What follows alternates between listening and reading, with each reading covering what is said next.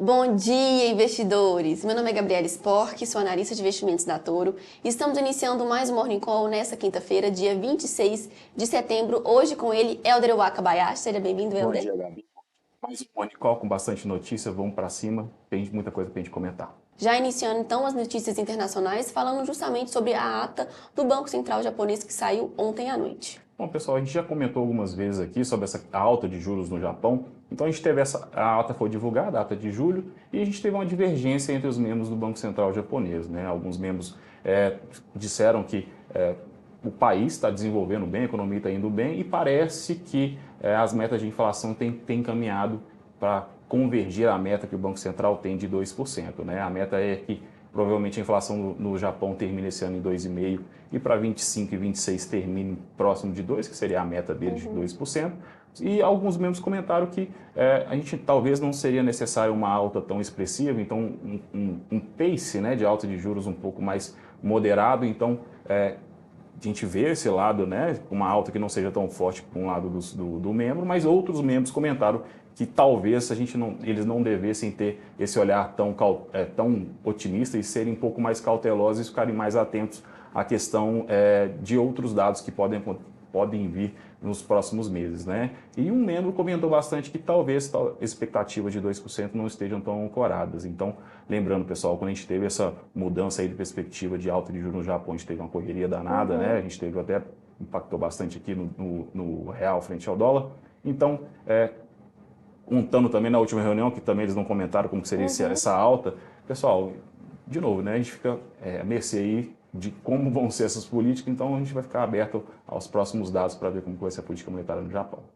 Próxima notícia, pessoal, que é a mais importante do dia. Xi e os principais líderes na China pedem interrupção do declínio imobiliário, respondendo às preocupações públicas. Gabi? Então eles acabaram falando, né, que vão continuar estimulando a economia, principalmente ao combate a essa crise imobiliária. No comunicado, eles deixaram bem claro que vão colocar novos estímulos à política monetária e fiscal, isso apenas 2 dias depois que o Banco Central chinês, né, anunciou aquele estímulo robusto à economia. Lembrando que o mercado imobiliário ele já foi responsável por 1/4 do PIB da China, ele vem enfrentando desafios desde o ano de 2020, mas nos últimos meses a gente teve os resultados referentes ao mercado imobiliário meio que estagnados, mas assim, estáveis, dando um pouquinho de alívio.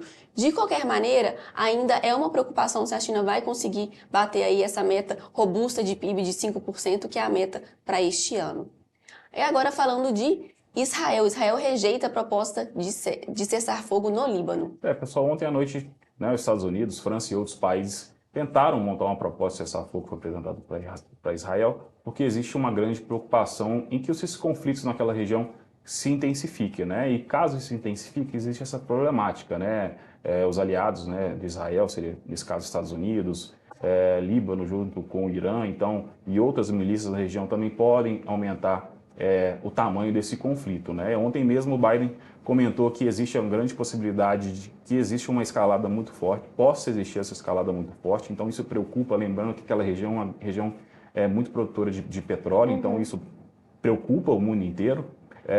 Só que hoje, na parte da manhã, o ministro das Relações Exteriores aí de Israel rejeitou essa proposta de cessar-fogo, lembrando que essa semana teve um dos primeiros, ontem, né?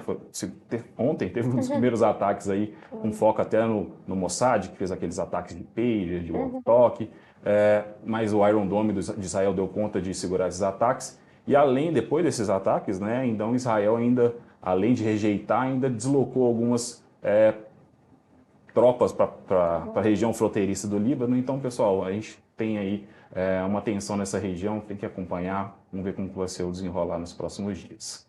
Bom, pessoal, ontem a gente teve os dados de inflação, IPCA 15, né? A inflação sobe 0,13% em setembro, que estava bem abaixo das expectativas da mediana do mercado. Exatamente, pessoal. Então, a maior variação veio aí por parte do setor de habitação, puxado principalmente por energia elétrica. Então, a energia elétrica ficou mais caro.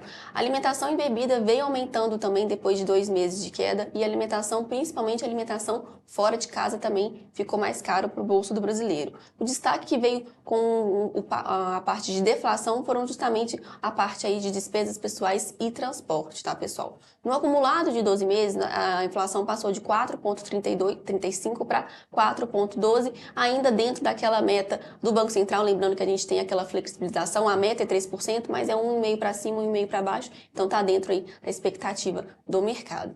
Agora falando, né, para Stuberg, fiscal turbinado deve durar alguns anos. Pessoal, ontem a gente teve um evento, né, fechado do Banco Safra, e a gente teve alguns gestores lá importantes do nosso mercado comentando um pouco sobre as questões de como está a dívida do Brasil e como estão esses gastos públicos, né? O Stuberg, para quem não conhece, um dos gestores mais famosos do Brasil, responsável aí pelo Fundo Verde Asset, e ele comentou bastante sobre essa questão do fiscal turbinado, né, que nesse caso seria com o governo gastando um pouco mais, estimulando a economia. Ele comentou que isso também aconteceu em outros governos do PT, Lula 1, Lula 2 e Dilma, e que essa implosão, quando iria, né, do fiscal, que traria alguns problemas no fiscal, demorará alguns anos para acontecer, em torno de 10 anos. Então a gente está no segundo ano desse fiscal turbinado, então tem muita coisa que pode acontecer e impactar na nossa economia e a diretriz, né, de como vai ser o caminho da nossa dívida.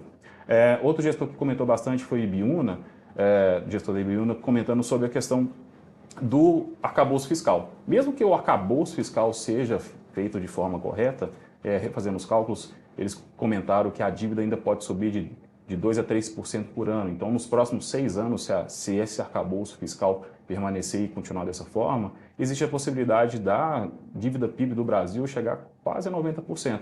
Então, a gente teria aí um emergente com maior dívida PIB, então estaria alguns certos problemas, questão de juros, mas isso é uma coisa que tem ainda para acontecer. E também o gestor da Vinland comentou que essa preocupa bastante, né, esses gastos que saem fora do orçamento, que não são contados no orçamento.